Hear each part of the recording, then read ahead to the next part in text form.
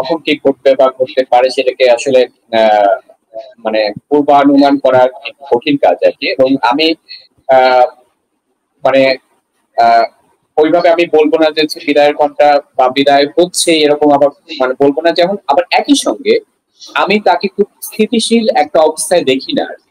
তো স্থিতিশীল অবস্থায় যখন না থাকে তখন আপনি মানে বাংলাদেশের মানে আপনি গত 1 বছরের যদি পলিটিক্সটাকে দেখেন আর কি, বাংলাদেশের পলিটিক্স কিন্তু আসলে একভাবে সমঝোতাপূর্ণ, যেমন আবার একভাবে কিন্তু খুবই আনসার্টেন।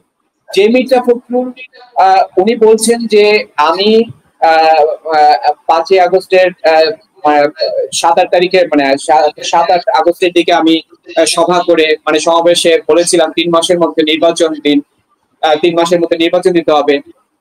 তারাই আবার দেখবেন যে কয়েকদিন পরে বললো যে হচ্ছে ডিসেম্বরের মধ্যে নির্বাচন দিতে হবে। আবার ডিসেম্বর চলে গেল, তারা হচ্ছে যে ফেব্রুয়ারিতে নির্বাচন নিয়ে তারা খুব আনন্দিত হয়ে উঠলো আর কি।